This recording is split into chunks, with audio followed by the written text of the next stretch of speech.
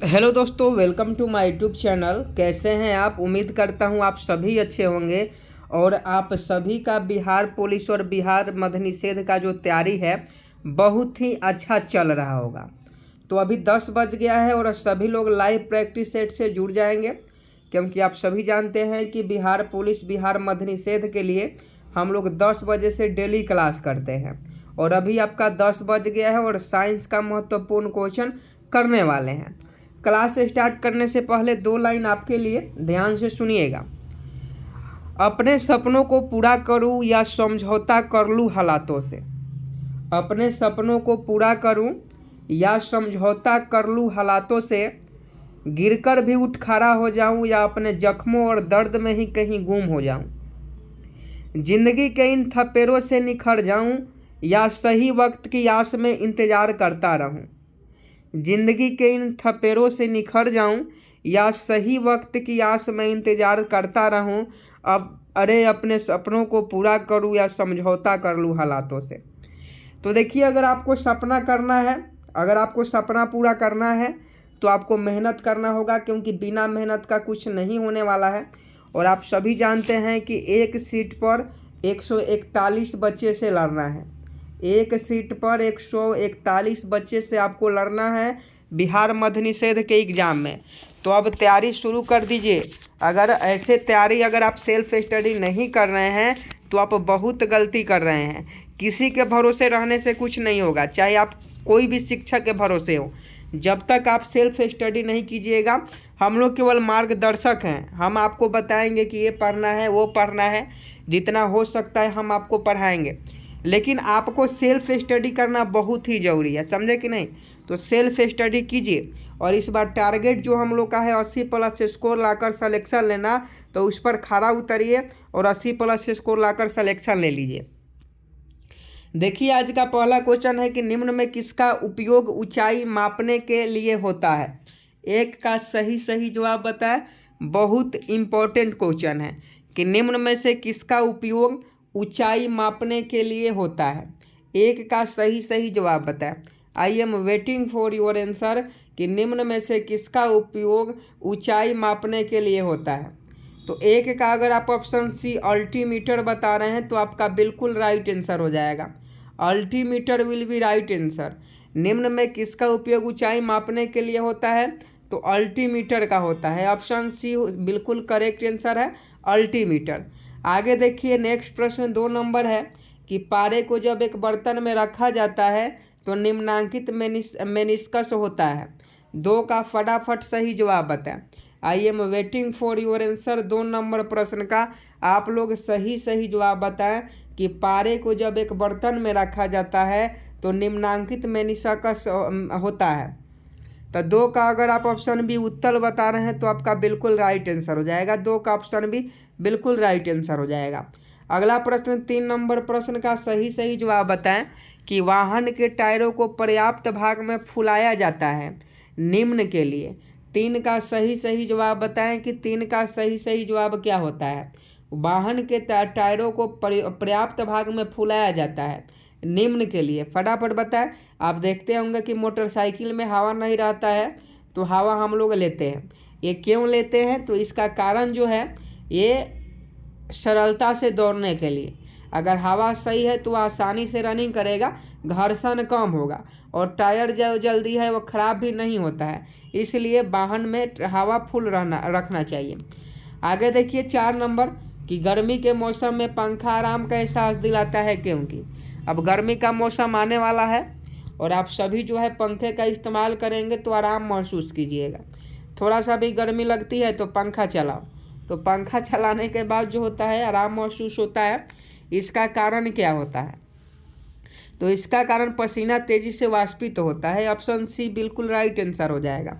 गर्मी के मौसम में पंखा आराम का एहसास दिलाता है क्योंकि पसीना तेज़ी से वाष्पित होता है। तो 4 का ऑप्शन सी आपका बिल्कुल करेक्ट आंसर हो जाएगा। आगे देखिए 5 नंबर कि गैमीट की शुद्धता के नियम का प्रतिपादन किया था। 5 का सही सही जवाब बताएं कि गैमीट के शुद्धता के नियम का प्रतिपादन किसने किया था। तो 5 का ऑप्शन बी मेडल ने किया था। ये क्वेश्चन पूछा जाता है। कि गैमीट की शुद्धता के नियम का प्रतिपादन किसने किया था? तो मेंडल के द्वारा किया था। मेंडल ने गैमीट की शुद्धता का नियम का प्रतिपादन किया था। आगे देखिए 6 नंबर कि एक लिफ्ट में किसी व्यक्ति का प्रत्यक्ष भार वास्तविक भार से कम होता है जब लिफ्ट जा रही हो। 6 का सही जवाब बताइएगा कि 6 का सही जवाब क्या हो जाएगा। एक लिफ्ट में किसी व्यक्ति का प्रत्यक्ष भार वास्तविक भार से कम होता है जब लिफ्ट जा रही हो। तो 6 का ऑप्शन भी त्वरण के साथ बता रहे हैं, तो आपका बिल्कुल राइट आंसर है। एक लिफ्ट में किसी व्यक्ति का प्रत्यक्ष भार वास्तविक भार से कम होता है जब लिफ्ट जो है त्वरण के साथ जो है वह आपका नीचे आ रही हो। तो 6 का ऑप्शन भी बिल्कुल राइट आंसर हो जाएगा। अगला प्रश्न 7 नंबर देख लीजिए कि किसी पिंड के उस गुणधर्म को क्या कहते हैं? किसी पिंड के उस गुणधर्म को क्या कहते हैं जिससे वह सीधी रेखा में विराम या एक समान गति की स्थिति में किसी भी परिवर्तन का प्रतिरोध करती है? देखिए क्वेश्चन थोड़ा सा लंबा है, फिजिक्स का क्वेश्चन है इसलिए लंबा है। अगर आपको एक बार में नहीं समझ में आए तो 2 बार पढ़िएगा, ध्यान से पढ़िए कि किसी पिंड के उस गुणधर्म को क्या कहते हैं जिससे वह सीधी रेखा में विराम या एक समान गति की स्थिति में किसी भी परिवर्तन का प्रतिरोध करती है। तो 7 का ऑप्शन भी जड़त्व आपका बिल्कुल राइट आंसर हो जाएगा। जड़त्व आपका बिल्कुल करेक्ट आंसर हो जाएगा। आगे देखिए 8 नंबर कि जब लोलक घड़ी का लंबाई चौगुनी हो जाती है तब उसका समयावधि होगी। 8 का सही जवाब बताए कि जब लोलक घड़ी का लंबाई चौगुनी की जाती है तब उसका समयावधि होगी। तो 8 का ऑप्शन सी दोगुनी होगी। तो दोगुनी आपकी बिल्कुल राइट आंसर हो जाएगा। जब लोलक घड़ी का लंबाई चौगुनी हो जाती है तब उसका समयावधि कितनी होगी? तो दोगुनी होगी। तो आपका ऑप्शन सी बिल्कुल राइट आंसर हो जाएगा। 9 नंबर प्रश्न का सही जवाब बताएं। रॉकेट डैश के सिद्धांतों पर कार्य करता है। 9 का सही जवाब बताएं कि रॉकेट डैश के सिद्धांतों पर कार्य करता है। तो 9 का ऑप्शन डी संवेग संरक्षण आपका बिल्कुल राइट आंसर हो जाएगा। रॉकेट डैश के सिद्धांत पर काम करता है तो संवेग संरक्षण के सिद्धांत पर रॉकेट जो है काम करता है। तो 9 का ऑप्शन डी बिल्कुल करेक्ट आंसर हो जाएगा। 10 नंबर प्रश्न का सही जवाब बताएं कि शून्य में स्वतंत्र रूप से गिरने वाली वस्तु की। शून्य में स्वतंत्र रूप से गिरने वाली वस्तु की। तो देख लीजिए क्या सही जवाब हो जाएगा। तो शून्य में वस्तु की जो समान वेग से गिरती है तो उस समय इसका सही जवाब देख लीजिए समान त्वरण होता है। उस शून्य में गिरने वाली वस्तु का जो होता है वह समान त्वरण होता है। तो ऑप्शन सी बिल्कुल राइट आंसर हो जाएगा। 11 नंबर क्वेश्चन देख लीजिए कि एक गतिशील बस में, ध्यान से क्वेश्चन पढ़िएगा, बहुत इंपॉर्टेंट है कि एक गतिशील बस में अचानक ब्रेक लगाने से सवारी आगे की ओर झुक जाती है। यह किस नियम का पालन करता है? आप हमें फटाफट बताइए कि एक गतिशील बस में अचानक से ब्रेक लगाने से सवारी आगे की ओर झुक जाती है, यह किस नियम का पालन करती है? तो यह जड़त्व के नियम का पालन करती है। तो ऑप्शन है जड़त्व का नियम आपका बिल्कुल करेक्ट आंसर हो जाएगा। नेक्स्ट प्रश्न का सही जवाब बताएं। एक पानी से भरे गिलास के नीचे से कागज को खींचते हैं तो पानी में गति उत्पन्न नहीं होता है। 12 का फटाफट सही जवाब बताएं कि एक पानी से भरे गिलास के नीचे से कागज को खींचते हैं तो पानी में गति उत्पन्न नहीं होता है। तो 12 का अगर आप ऑप्शन बी जड़त्व के कारण बता रहे हैं तो आपका बिल्कुल राइट आंसर हो जाएगा। जड़त्व के कारण आपका बिल्कुल करेक्ट आंसर हो जाएगा। एक पानी से भरे गिलास के नीचे से कागज को खींचते हैं तो पानी में गति उत्पन्न नहीं होती है जड़त्व के कारण। तो 12 का ऑप्शन भी बिल्कुल राइट आंसर हो जाएगा। आगे देखिए 13 नंबर की स्प्रिंग को अपनी सामान्य लंबाई पर वापस लौटने के लिए लगने वाले बल को क्या कहते हैं? 13 का देखिए सभी क्वेश्चन आज का बहुत ही महत्वपूर्ण है, हर एग्जाम में पूछा गया है। तो आप लोग एक एक प्रश्न को ध्यान से पढ़ेंगे, ये नहीं कि हल्के में सभी प्रश्न को लीजिएगा। तो 13 का सही जवाब बता कि स्प्रिंग को अपनी सामान्य लंबाई पर वापस लौटने के लिए लगने वाले बल को क्या कहते हैं? तो उस बल का नाम प्रत्यानयन बल है। प्रत्यानयन बल आपका बिल्कुल राइट आंसर हो जाएगा। 14 नंबर प्रश्न का सही जवाब बता कि कंप्यूटर का दिमाग कहा जाता है। 14 का सही जवाब बताएं कंप्यूटर का दिमाग कहा जाता है।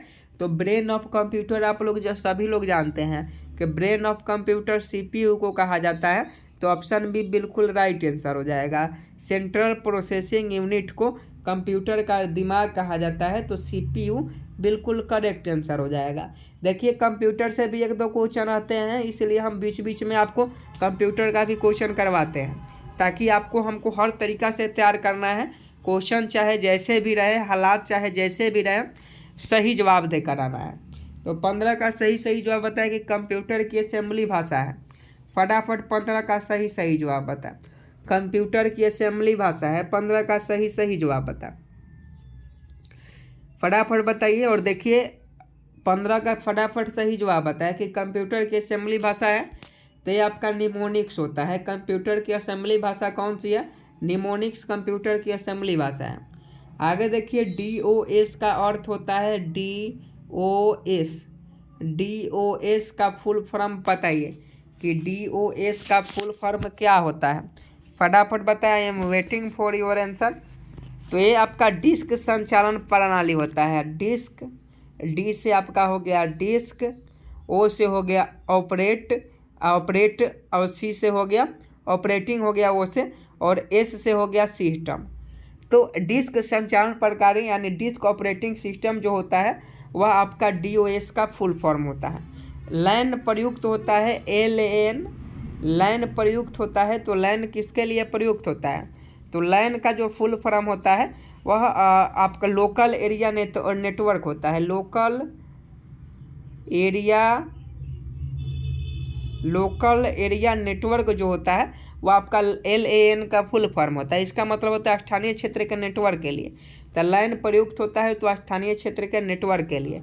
आगे बताइए कि निम्नलिखित में से कौन एक इनपुट डिवाइस नहीं है? तो इनपुट आउटपुट आप सभी जानते होंगे। कंप्यूटर आप लोग उम्मीद है कि सभी लोग पढ़े होंगे, क्योंकि आज के ज़माने में सब कोई कंप्यूटर का कोर्स करता है।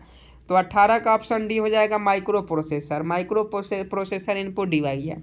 कंप्यूटर में प्रयुक्त आईसी चिप सामान्यतः किसके बने होते हैं? तो सबसे पहले आईसी का फुल फॉर्म क्या होता है? तो इंटीग्रेटेड सर्किट होता है। आईसी का फुल फॉर्म इंटीग्रेटेड सर्किट होता है, और यह अर्धचालक सिलिकॉन का बना होता है। सिलिकॉन का यह बना होता है।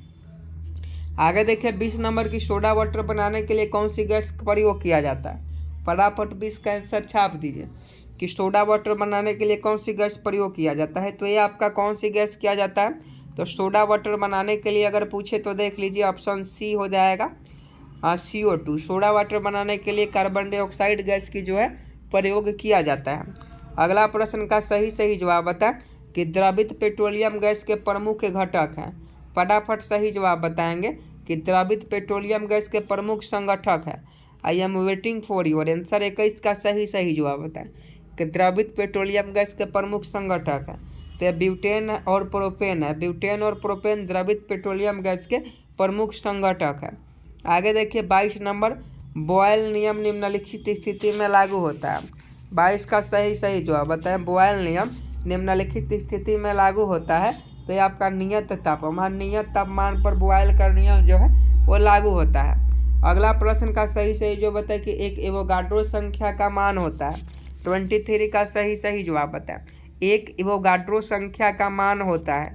तो एक एवोगाड्रो संख्या का मान 6.023 गुणे 10 के पावर 23 होता है।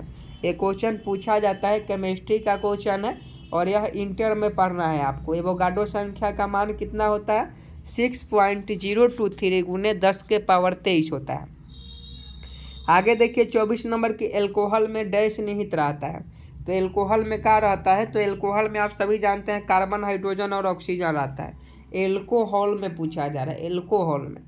आगे देखिए विद्युत बल्ब में कौन सी गैस प्रयुक्त होती है? तो फटाफट बताइए कि जो बल्ब होती है उसमें कौन सी गैस जो है प्रयुक्त होती है। विद्युत बल्ब में कौन सी गैस प्रयुक्त होती है? तो देखिए विद्युत बल्ब में जो गैस प्रयुक्त होती है वो अक्रिय गैस होती है। आगे देखिए अक्रिय गैस परमाणुओं के सबसे बाहरी कक्षा में कितने इलेक्ट्रॉन होते हैं? अक्रिय गैस परमाणुओं के, ध्यान से क्वेश्चन पढ़िएगा। अक्रिय गैस परमाणुओं के सबसे बाहरी कक्षा में कितने इलेक्ट्रॉन होते हैं? तो 8 इलेक्ट्रॉन होते हैं। निम्नलिखित में कौन सी आदर्श गैस नहीं है? तो आदर्श गैस आपका सिलिकॉन नहीं है। ये सिलिकॉन आदर्श गैस नहीं है, ये अर्धचालक है। एनटीपी पर किसी गैस का 1 मोल का आयतन कितना होता है? तो 22.4 लीटर होता है। सभी लोग को मालूम होना चाहिए कि एनटीपी पर समान किसी गैस का 1 मोल का आयतन 22.4 लीटर के बराबर होता है। आगे देखिए कि वनस्पति घी निम्न में से किससे बनाया जाता है? तो वनस्पति घी हाइड्रोजन से बनाया जाता है। याद रखिएगा, वनस्पति घी निम्न में से किससे बनाया जाता है? तो हाइड्रोजन से बनाया जाता है। आगे देखिए, वायुयानों के टायरों में भरने में किस गैस का प्रयोग किया जाता है? 30 का छाप दीजिए। तो 30 का ऑप्शन भी हीलियम हो जाएगा। वायुयानों के टायरों में भरने में किस गैस का प्रयोग किया जाता है? तो हीलियम गैस का प्रयोग किया जाता है। आगे देखिए, ग्रीन हाउस के लिए उत्तरदायी है। तो ग्रीन हाउस के लिए CO2 उत्तरदायी होता है, कार्बन डाइऑक्साइड। तो ऑप्शन है बिल्कुल करेक्ट आंसर हो जाएगा। अगला प्रश्न देखिए कि ग्रीन हाउस गैस प्रभाव क्वेश्चन पूछा जाता है कि ग्रीन हाउस गैस प्रभाव में पृथ्वी के वातावरण का गर्म होना किसके कारण से होता है? तो देखिए, ग्रीन हाउस गैस प्रभाव में पृथ्वी के वातावरण का गर्म होना जो होता है अल्ट्रावायलेट रेज से, यानी अल्ट्रावायलेट किरणें से होती है। तो 32 का ऑप्शन भी बिल्कुल राइट आंसर हो जाएगा। तो देखिए, आज के जितने भी महत्वपूर्ण क्वेश्चन साइंस के थे वो सभी क्वेश्चन आपको करवा दिए, और उम्मीद है कि आपको यह प्रश्न बहुत ज़्यादा इम्पोर्टेंट महत्वपूर्ण लगा होगा। तो आप इस सभी प्रश्नों को याद कर लीजिएगा, PDF टेलीग्राम पर दे देंगे, और बहुत कम समय बचा है तो मन लगा के तैयारी कीजिए। शाम सुबह दोनों क्लास में आइए। कुछ दिन बाद जो है हम आपको 100 क्वेश्चन का प्रैक्टिस सेट लगातार करवाएंगे रुकमनी बुक से। तो जय हिंद, जय भारत।